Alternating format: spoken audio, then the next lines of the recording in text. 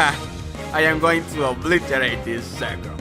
First, I'll Mega Evolve my Rayquaza, and then I will use Dragon Ascent, which, counting the attack boost from Mega Evolution and the fact that it has a stab and will be super effective, it should knock out Zekrom. That trainer won't even know what hit him. Oh, the game thinks this is a flying type move. Must be a glitch.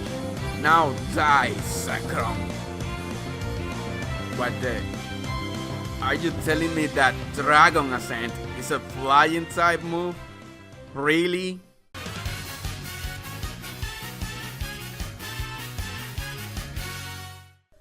The other day I was thinking about world peace, the meaning of life, and that dual type move, Flying Press. And it got me thinking, there should definitely be a dolphin Pokemon. And also that there are plenty of moves that could be dual type as well. So let's take a look at 10 Pokemon moves that could or should be dual type. Oh, I forgot to say, I am not mentioning these moves from a competitive point of view or how useful they'd be in game, since I think dual type moves complicate the meta too much. This is just based mostly about their in-game description. Now let's truly start with the list. Number 10. Mystical Fire. Delphox has a signature move called Mystical Fire. Well, more like had a signature move.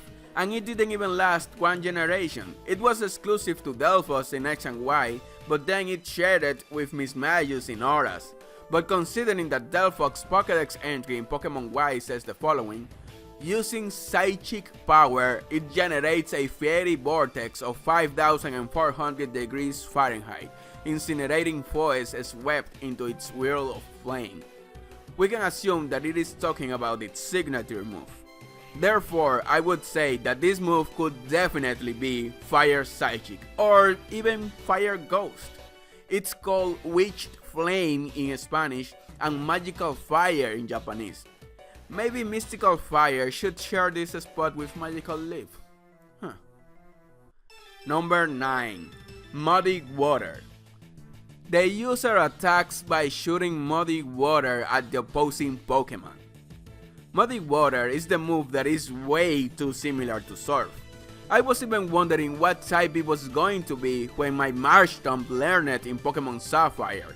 I wasn't sure if it was going to be water or ground, since I thought they both made sense with Marshtomp being water ground and all that.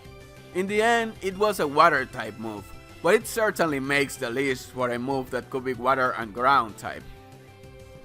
Number 8. Sacred Fire. The target is raised with a mystical fire of great intensity. A mystical fire? Where have I heard that one before? Oh well. The thing is, I think Sacred Fire should be Fire Psychic type, just like some other move that I can't seem to remember. Number 7. Twister.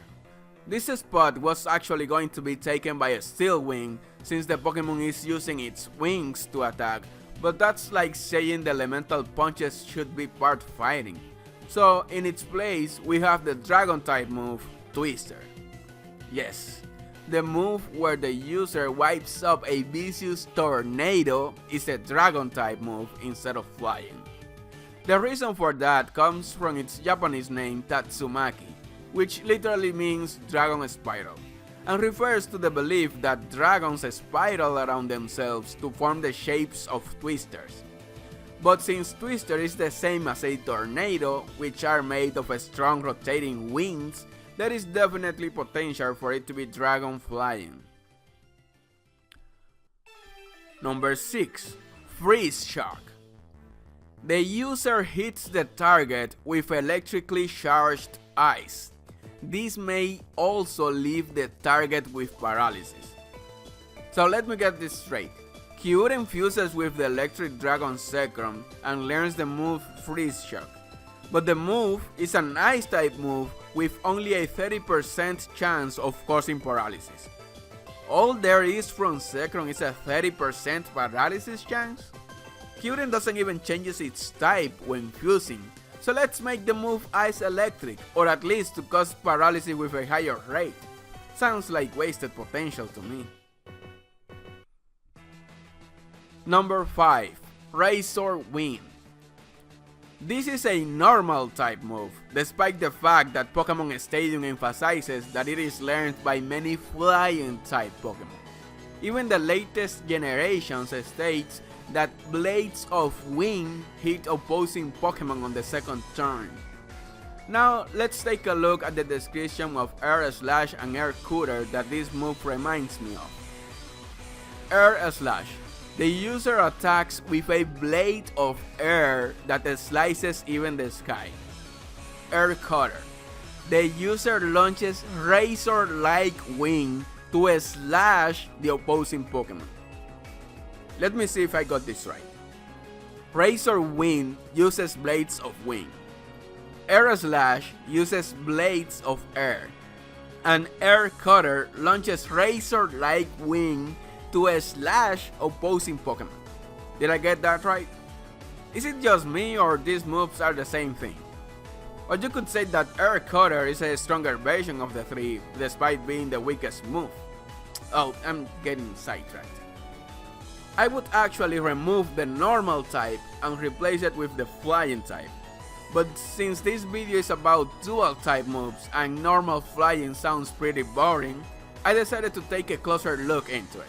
And I found out that the Japanese name of the move, Kaimatachi, is a direct reference to the Japanese yokai of the same name.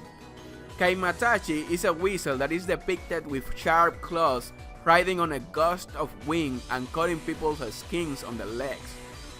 So based on that, I would make it a flying and dark type move. That would make more sense. Number 4. Menacing Moonrace Maelstrom. Now that's a mouthful.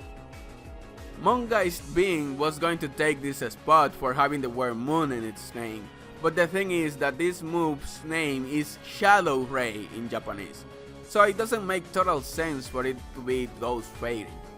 The C move coming from it, however, is a different story.